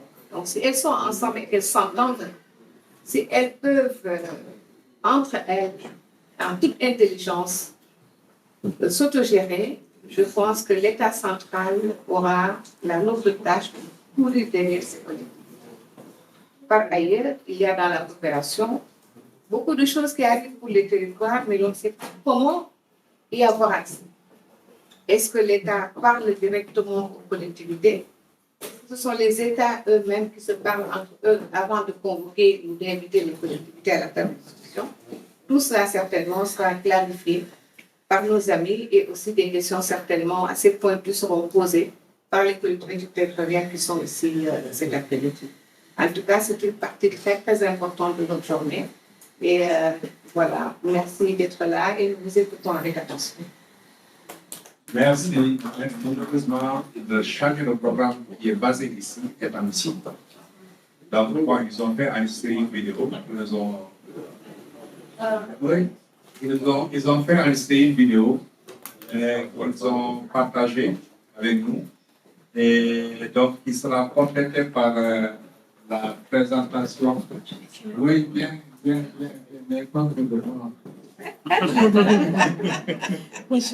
Une communication qui sera projetée, puisqu'il a envoyé la vidéo et le reste sera fait ici. Alors, peut-être que ce que je vais faire pour éviter les déplacements, on va privilégier ceux qui sont là et ensuite on va terminer par la communication de celui qui est enregistré. Comme ça vous permettra par la suite de rejoindre ici. C'est bon comme ça? C'est parfait, c'est très bien. Alors, donc, sans plus tarder, peut-être la parole à... Tu peux dérouler. Elle commande. D'accord. Alors, en ce moment, peut-être qu'on va terminer par ça. On privilégie ceux qui vont parler. Et une fois que c'est fini, vous rejoindrez la salle pour ne pas avoir le torticolis. Et surtout, c'est qui se fait. C'est bien comme ça. OK. Alors, comme il y a plus de femmes que d'hommes, on va privilégier les hommes. Pour une fois. Le monde en l'enfer. Pour une fois. Le monde en l'enfer. Pour une fois. Quand on est à l'étage, c'est plus le monde en l'enfer. Allez, Mathieu, on va vous donner la parole pour... Alors, très intéressant. Sur le volet participation citoyenne, et je sais que dans la présentation, il y a beaucoup d'autres aspects qu'on n'avait pas vu et qu'on aura l'occasion de voir maintenant. Donc, Mathieu, vous avez la parole pour... Voilà, ça fonctionne. Merci. Bonjour. Voilà, c'est donc, je travaille à l'Agence nationale de la cohésion des territoires à Paris. Mais c'est vrai que moi, j'habite à Grenoble et j'ai longtemps travaillé à la mairie de Grenoble, donc qui est une ville dans les Alpes. où j'ai rencontré Bachir. Et puis, juste pour la présentation, j'ai un petit lien au Sénégal parce que j'ai passé un peu de temps au Sénégal, mais il y a 20 ans. J'ai passé quelques mois à Ngor en 2003 et à Mbao en 2004. Mais j'y suis pas retourné depuis, donc ça fait 20 ans. Il faut le... Ils vont vous inviter. Voilà, c'est des très bons souvenirs. Quelques mots sur l'agence de la cohésion des territoires, là où je travaille. C'est vrai que moi, je m'occupe plus particulièrement, comme disait Bachir, des questions de participation, de démocratie participative. L'agence de la cohésion des territoires, c'est une agence qui est assez récente, ça date de 2020, mais en fait, c'est plusieurs morceaux d'administration qui ont été regroupés dans une seule agence, dont le but, c'est que l'État donne un coup de main aux collectivités, surtout les communes, un petit peu les départements, dans les projets qu'elles essayent de monter. Depuis, on va dire, le début des années 80, il y a eu beaucoup de décentralisation en France. Enfin, on a essayé, l'État a essayé de donner des compétences aux collectivités sur tout un tas de sujets, l'éducation, le social, les routes, etc. Mais à garder quand même une partie des compétences. Et du coup, c'est assez compliqué. Je ne connais pas évidemment bien le système au Sénégal, mais en France, il y a beaucoup de critiques sur la complexité du système, qui fait quoi, est-ce que c'est l'État, est-ce que c'est la région, est-ce que c'est le département, est-ce que c'est la communauté de communes, est-ce que c'est la commune, etc. Là, l'idée de l'agence, c'est d'essayer de pas trop tenir compte de qui est responsable de quoi, mais plutôt de donner un coup de main là où ça peut être utile. Et je vous donne juste trois éléments qui sont un peu les tendances en ce moment, vraiment voilà, ce sur quoi travaille l'agence en ce moment. Le premier, c'est qu'il y a vraiment une attention particulière sur les questions d'environnement. C'est-à-dire qu'en ce moment, la plupart des projets qui vont être soutenus par l'agence ont trait à la question du réchauffement climatique et de l'environnement. C'est autour de la question de comment on fait pour l'eau, comment on fait pour les transports, comment on fait pour l'énergie, comment on fait pour le chauffage, l'habitat, etc. C'est beaucoup des questions. Partout où vous allez rencontrer des gens de l'agence de la cohésion des territoires, souvent ils vont vous parler de questions de transition, en tout cas d'environnement, comment on fait pour faire face à ce qui arrive, là, en fait, qui est déjà là sur ces enjeux-là. Le deuxième aspect qui est très fort, c'est que le grand mot en ce moment, c'est l'accompagnement sur mesure. Sur mesure, vraiment comme de la haute couture, c'est on essaye de ne pas plaquer des modèles partout la même chose, mais essayer d'écouter ce dont a besoin chaque commune, chaque territoire et d'ajuster sur mesure. Et donc aujourd'hui, à l'agence, la plupart de l'argent qui est dépensé sur des questions sur mesure. Et donc toute la question, c'est comment on dépense. Et donc c'est beaucoup ce que vous devez, je pense, connaître, les histoires d'appel à projet. C'est-à-dire, en gros, l'agence dit, est-ce que ça vous intéresse de bosser sur tel ou tel sujet ? Et les collectivités vont dire, oui, moi, ça m'intéresse de bosser sur l'eau, ça m'intéresse de bosser sur l'énergie, ça m'intéresse de bosser... Et l'agence va essayer de financer des projets sur mesure sur ces thématiques. Puis, je voulais vous donner un troisième élément que je trouve, qui se trouve être vraiment très important, c'est que, notamment dans les communes rurales, ce que fait beaucoup l'agence de la cohésion des territoires dans laquelle je bosse, c'est qu'elle finance des postes de jeunes chefs de projet. C'est-à-dire qu'en gros, la plupart des communes rurales en France, elles ont des élus et des agents qui sont très bons techniquement. Donc, ils vont gérer la question des routes, il va y avoir des agents dans les écoles pour s'occuper des enfants, mais il n'y a pas forcément des agents qui vont savoir monter des dossiers pour des projets un peu compliqués, pour aller chercher de l'argent pour les financer. Et donc, ce que fait l'agence en ce moment, c'est qu'elle finance plutôt des jeunes qui vont être des spécialistes des dossiers. C'est vraiment des monsieur et madame dossiers. Je te remplis un dossier en 3 jours avec toutes les cases qu'il faut cocher, les demandes de financement, etc. Et en ce moment, c'est massif. Par exemple, il y a un programme qui s'appelle Petite Ville de demain. L'agence, c'est 1200 chefs de projet comme ça qui ont été financés dans 1200 petites villes rurales de France. Là, il y a un nouveau programme qui va s'appeler Village d'avenir.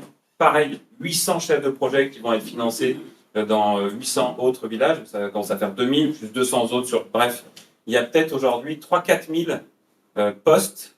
Et donc, ça ne finance pas un projet, hein, ça finance quelqu'un. Une personne qui va être dans la collectivité pour, elle, savoir remplir les dossiers. Voilà. Et donc ça, je trouve que c'est une tendance assez forte, parce que ça n'existait pas il y a 10 ans. C'est vraiment quelque chose qui est nouveau et qui se développe très très vite, cette histoire de financer des spécialistes du projet. Spécialistes du projet qu'on trouve aussi beaucoup dans les chambres de commerce qui récupèrent ces budgets-là. Et c'est possible, effectivement. Alors, je connais moins bien ça, mais effectivement, dans les chambres de commerce, peut-être dans les chambres des métiers, dans les chambres... Chambres de commerce, je peux parler pour la chambre de commerce. Non, mais voilà. Et du coup, je trouve que c'est une tendance assez forte à souligner. Qu'est-ce que je peux vous dire après sur la partie qui me concerne plus, donc sur la question de la démocratie participative. Finalement, ce dont on parlait quand Bachir était là au mois de novembre dernier, c'est que la question qui est délicate, c'est que, en fait, en France, en tout cas, je ne sais pas comment ça s'est passé au Sénégal, mais il y a une vraie mode de la participation des habitants. Par exemple, il y a eu des élections municipales en 2020. Il y a beaucoup de listes, beaucoup de maires qui ont promis en 2020 à leurs habitants qu'ils allaient maintenant participer. Vraiment, c'était présent dans beaucoup de villes. Voilà. Et donc, les maires ont été élus avec cette promesse. Sauf que le lendemain de l'élection, comment on fait en fait? Parce qu'il y avait un problème de savoir-faire. Parce que ce qui s'est passé en fait, c'est que pas mal de maires du coup ont improvisé, se sont lancés en disant tiens, on va lancer des réunions publiques, des projets participatifs, et ça n'a pas bien marché en fait. Soit ils se retrouvaient avec des gens très en colère, soit ils se retrouvaient avec personne. Et quand vous avez mis beaucoup de moyens, de temps, de sous, d'énergie sur une séquence de participation et que personne ne vient ou que tout le monde est fâché, ça laisse de très mauvais souvenirs. Et donc, nous, ils sont venus chercher l'agence sur vraiment des questions techniques. Et donc, nous, ce qu'on fait, c'est beaucoup de formation. En fait. Donc, on va former des élus et des agents, en général, sur des techniques d'animation de réunions publiques, comment on fait pour que, même quand il y a des gens en colère, ça se passe à peu près bien, sur la gestion de projets un peu compliqués, où est-ce qu'on met les habitants, à quel moment on les interroge, sur des façons d'aller. Même, il y a des choses aussi qui étaient importantes, c'est que, en fait, beaucoup de maires connaissaient quelques personnes, quelques habitants sur leur territoire, mais il y avait des morceaux entiers de la population qui ne voyaient jamais. Vraiment jamais. Et donc, une des formations qu'on fait, c'est comment on va à la rencontre des personnes qu'on n'a jamais vues sur un territoire. Donc, comment on va à la rencontre des personnes qu'on n'a jamais vues, comment on anime des réunions publiques, comment on fait des projets en mettant les habitants, au début, au milieu, à la fin. Et donc, finalement, notre boulot, c'est essentiellement de surtout pas faire à la place des élus locaux, des équipes locales. Il y a plutôt d'être dans une logique d'apprentissage, de transmission de savoir-faire, de formation, à travers des projets, à travers des formations, etc. Et le colloque qu'on avait fait, où Bachir était présent, il y avait 15 villes qui étaient présentes, qui, d'une façon ou d'une autre, on a essayé d'accompagner là-dedans, dans cette logique d'apprendre à se tourner différemment vers les habitants et à les intégrer vraiment dans les projets à tous les niveaux. Je sais pas, je m'arrête là pour le moment. Enfin voilà, c'était pour dire quelque chose. Comme vous voulez. Sérieuse en termes de fonds européens. En tout cas, je vais me placer dans ce cadre-là, en tant qu'eurodéputé.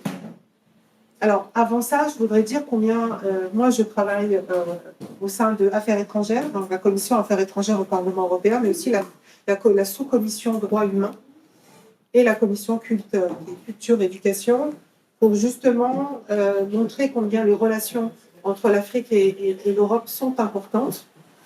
On a eu pendant ce mandat un commissaire qui malheureusement ne s'intéresse pas au Sud, qui s'intéresse au voisinage Est. Donc on a, depuis 4 ans, on lutte pour que l'intérêt revienne sur l'Afrique. On y arrive parce qu'on est quand même quelques-uns à pousser dans ce sens-là. On espère que l'année prochaine, avec les prochaines élections, il y a un autre commissaire qui soit autant intéressé par l'Est que par le Sud. Ça me semble important et souvent ce sont des personnes qui ne s'intéressent pas au Sud parce qu'ils n'ont pas de lien avec le Sud. Contrairement à moi qui suis française, en plus par mes origines, mais aussi les Allemands. Enfin, on s'intéresse au Sud. Là, on avait un commissaire qui est polonais et qui s'intéresse à l'Est et pas au Sud. Donc on essaie de travailler là-dessus parce que je pense que l'avenir de l'Europe et l'avenir de l'Afrique sont mutuellement liés, quoi qu'il reste. Et donc il faut vraiment travailler au sujet de plein de domaines Alors, ça va de la culture, mais aussi les relations économiques, évidemment. Et tout ça, ça va créer une ambiance qui pourrait, à mon avis, faire avancer tout le monde. On a des défis, vous avez parlé de démocratie participative. On a aussi ce problème de démocratie à bout de souffle ici en Europe. Et moi, en tout cas, je défends, et c'est pas de la langue de bois, et c'est pas... voilà, j'y crois vraiment, je défends l'idée que nous aussi, on pourrait se nourrir de nouvelles démocraties, de nouvelles formes de démocratie qui pourraient naître ailleurs dans le monde et qui pourraient justement un peu rebooster nos démocraties qui arrivent à bout de souffle. Alors, pour la coopération décentralisée, l'Europe, c'est très complexe. Hein. Je ne vais pas vous cacher, c'est très complexe pour les Européens et pour moi aussi. C'est des choses de très complexes, mais il y a quand même des choses qui se simplifient au fur et à mesure que les parlementaires, donc les députés, demandent de simplifier. Alors, pour l'Afrique, c'est très simple. Il y a 2 accords. Un accord qui est l'accord Cotonou, et puis maintenant, on a l'accord post-Cotonou. Et puis, on a un autre accord qui s'appelle Stratégie commune UE-Afrique. Et cette stratégie UE-Afrique, elle se partage en 3 régions, Corne de l'Afrique, Sahel et Golfe de Guinée.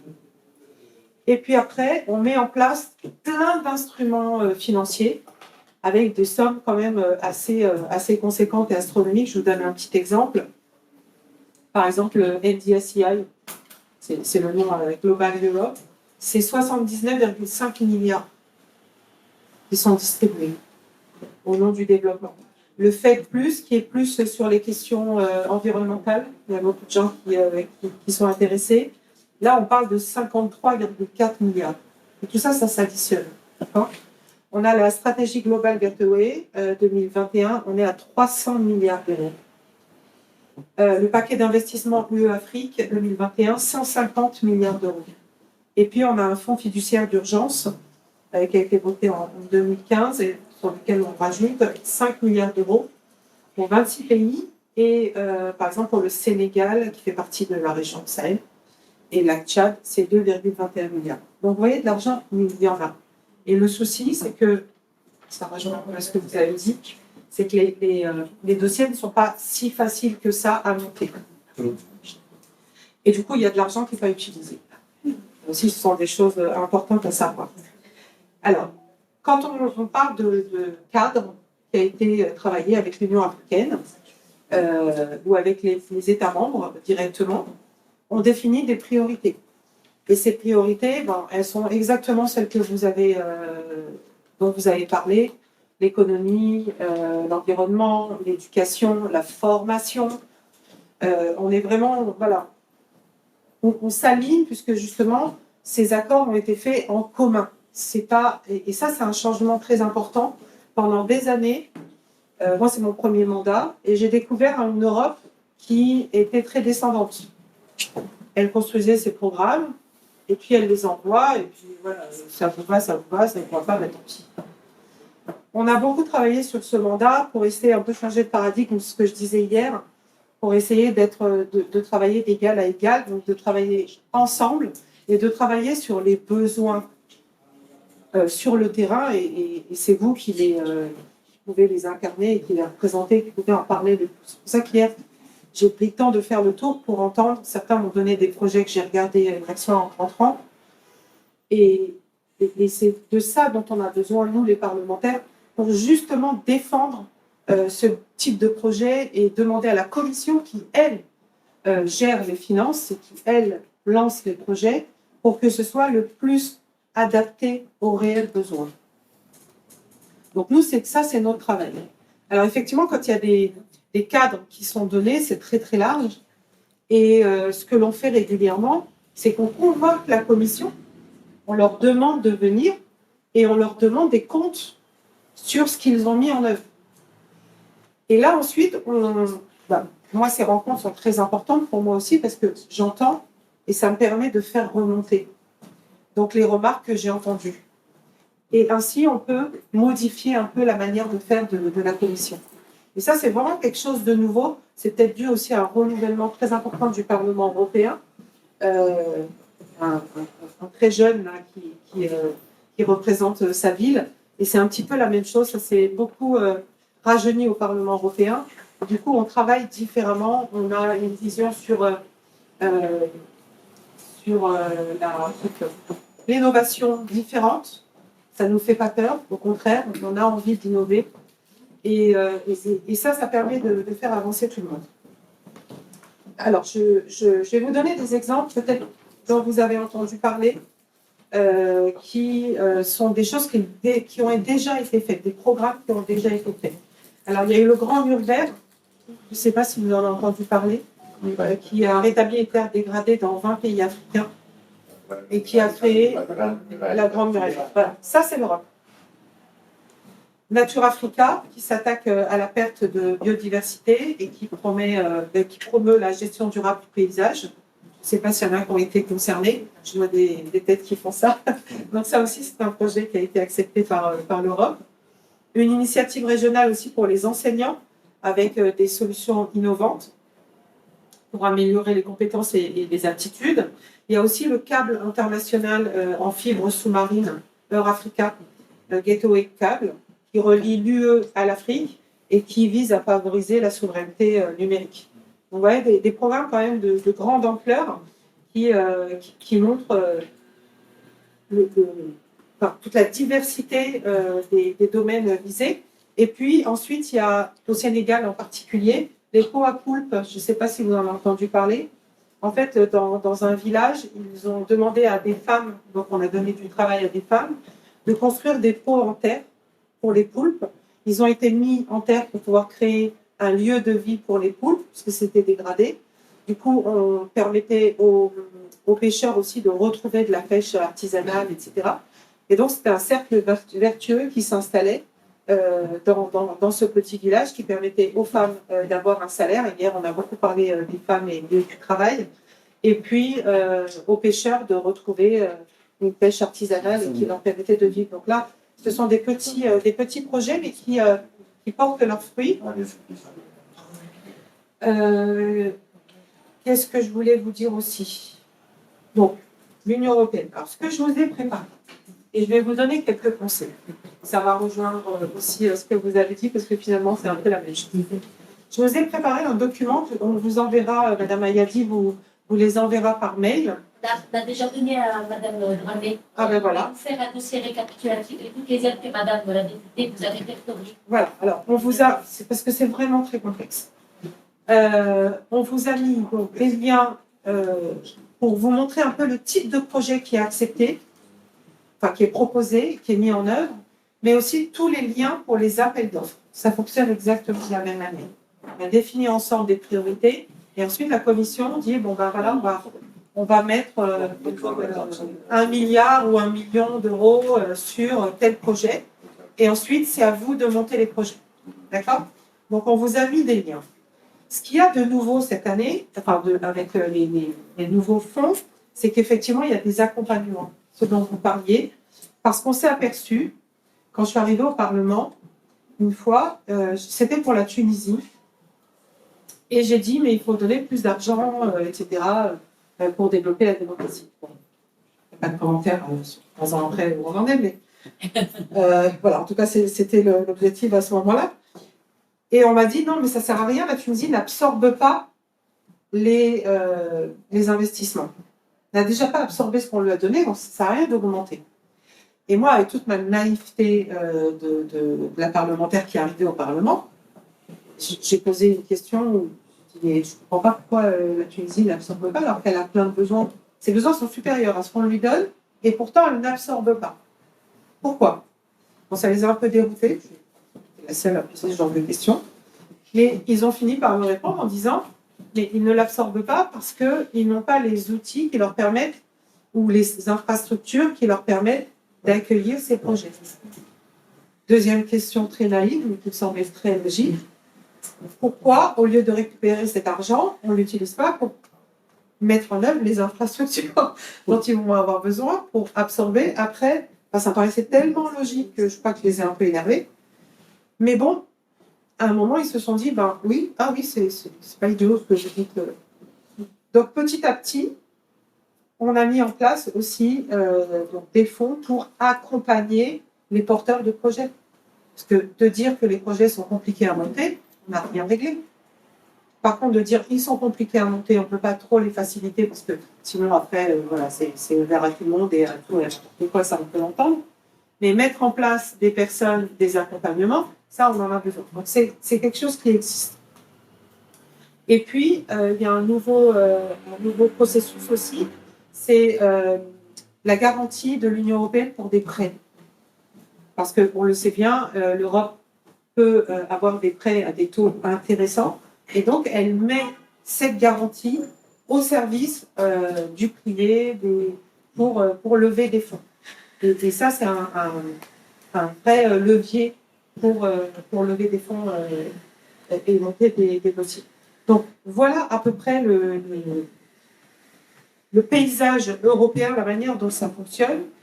Moi, j'ai entendu des choses intéressantes et je crois que pour réussir ce genre de projet, quelqu'un a dit on a beaucoup de besoins. Moi, je travaille beaucoup sur la question de banlieue aussi en France et je vais vous donner exactement le même conseil. Il faut se mettre à plusieurs. Il faut à chaque fois une personne dédiée au montage des dossiers, tellement c'est complexe. On a parlé des diasporas aussi. Je suis sûre que dans les diasporas, il y a des gens qui ont les compétences pour monter ces dossiers. Et je crois que ce qui est important, c'est notamment les petits villages ou les petites villes, c'est de mettre en commun vos ressources pour monter ces dossiers. Alors un jour, ça sera le village A qui l'aura, le lendemain, ça sera le village B, mais tout le monde sera gagnant. En ville, je crois que ce qui est intéressant, vous avez un peu plus de moyens en général que les autres. Et du coup, il y a beaucoup de fonds européens qui sont en cascade. Je ne sais pas si vous savez comment ça fonctionne. En fait, on le donne à un gros organisme, on donne les fonds à un gros organisme qui, lui, redistribue jusqu'au plus petit organisme. Et ça, ce type de choses ne peut être que par des grosses entreprises ou par des grandes villes qui ont les moyens de le faire, qui peuvent travailler sur leur banlieue, par exemple, ou sur une région agricole, parce que finalement, cette région agricole permet à Dakar de vivre. Voilà. Donc, je crois que hier, j'ai parlé de solidarité, c'est cette solidarité qui va être essentielle, parce que si chacun essaie de monter de son côté, je peux vous dire que tout le monde sera perdant. Par contre, de se mettre ensemble, on est sûr, peut-être pas que tout le monde sera gagnant, mais en tout cas qu'il y aura beaucoup plus de gagnants. Moi, c'est ma façon de voir les choses. J'ai toujours travaillé comme ça, j'étais enseignante aussi, je suis enseignante, et j'ai toujours inculqué aux élèves de travailler comme ça. Si vous avez des questions, donc le document, on vous l'enverra.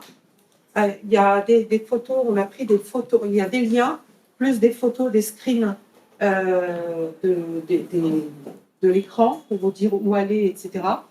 Je vous invite vraiment à prendre du temps à fouiller et puis ensuite à vous organiser parce que c'est comme ça que vous arriverez à avoir des fonds européens. Il y en a beaucoup. Il y en a beaucoup qui reviennent à l'Europe parce qu'ils ne sont pas utilisés. Et moi, ça me fait vraiment mal au cœur alors que je l'ai entendu hier, les besoins sont énormes si on regarde l'échelle de l'Afrique. Mais quand on regarde vos projets, finalement, ce n'est pas tant que ça par rapport au budget européen. Donc, c'est faisable. Voilà. Merci beaucoup. Merci. Une part de cette chose, qu'est-ce qu'il faut faire? Merci. Et donc, nous attendons alors, après. Merci de nous donner l'occasion de vous présenter ce que je vous présente tout à l'heure. Chers élus, je suis très émue parce que je n'ai pas l'habitude de parler devant des groupes comme ça. Madame la députée, Madame la ministre, je suis très, très émue d'être là. Alors, rapidement, juste vous présenter qui je suis. Je suis aussi Etienne Baye, je suis un enfant d'Afrique. Je suis en France depuis une trentaine d'années. Je suis une entrepreneur depuis presque 20 ans. Et j'interviens de temps en temps aux Nations Unies pour des projets de développement dans l'agriculture. Bon, ma spécialité, c'est la valorisation du secteur agricole. Et j'ai créé la première marque de cosmétiques des Comores Et de temps en temps, j'interviens pour des projets de développement dans l'agriculture. Je sais que l'agriculture. Pardon? Vous êtes originaire de comment? Oui, je suis d'origine comorienne. Et je sais que c'est un pays ami de Sénégal. Voilà. Aujourd'hui, je vais vous parler d'autre chose parce que j'ai plusieurs casquettes. Je suis la directrice générale développement commercial d'une société qui s'appelle Kikoun Digital. Kikoun Digital, ce sont des enfants d'Afrique. C'est un groupe de jeunes Africains qui ont fait leurs études en France, aux États-Unis, ailleurs, et qui sont ingénieurs dans le digital. Ils ont réfléchi, ils ont entrepris en Afrique, ils connaissent bien l'Afrique, ils sont une douzaine, et ils travaillent ici en France et ailleurs pour des grands groupes comme Total, comme la Banque de France, comme pas mal de grandes sociétés. Des grandes sociétés, mais ils se sont rendus compte qu'en fait, il y a beaucoup de solutions digitales qui sont proposées en Afrique, mais qui ne répondent pas aux réalités de notre continent. Donc, ils ont décidé de créer des solutions ça prend beaucoup de temps, mais qui vraiment répondent aux enjeux et aux difficultés de l'Afrique. Notre première solution qu'on a lancée ici dans cette maison, c'est Sawa Job. Sawa Job veut dire savoir en Swahili. Pourquoi? Parce que Swahili est parlé par 150 millions de personnes en Afrique, et job pour le travail. Et notre objectif, c'est de faire en sorte de permettre aux Africains de travailler en Afrique, mais en même temps de pouvoir voyager par plaisir, pas pour aller périr pour l'emploi. Donc, Sawa Job, je vais vous présenter rapidement. C'est une solution pour l'emploi. Et donc, alors, la présentation du Sawa Job. Notre objectif, c'est quoi? Nous sommes pas un cabinet de recrutement. C'est un logiciel qui a été créé ça a pris pratiquement 4 ans pour le développer. Pourquoi? Parce qu'on voulait absolument que ça soit un écosystème qui réunit vraiment tous les acteurs économiques en Afrique, parce qu'aujourd'hui, on sait très bien qu'il y a un problème d'équilibre pour l'accès à l'emploi, à la fois au niveau rural, les jeunes qui sortent de l'école qui ont du mal à accéder à l'emploi. L'Afrique, il y a beaucoup des autodidactes qui ne sont pas considérés comme des personnes qui ont des compétences, mais aussi des femmes qui ont du mal à accéder à l'emploi. Donc l'objectif, c'était vraiment de faire en sorte de créer un outil qui va permettre de regrouper tout le monde. Les élus aussi, ils ont du mal à comprendre quelles sont les difficultés que le marché rencontre. Mais cet outil-là, c'est vraiment pour vous permettre à la fois de disposer des statistiques qui vous permettent. Notre objectif, c'est de signer des partenariats. Moi, je suis là pour vous proposer cette solution, pour qu'on puisse cette solution d'ailleurs que je dis au groupe, que moi, en tant que directrice commerciale,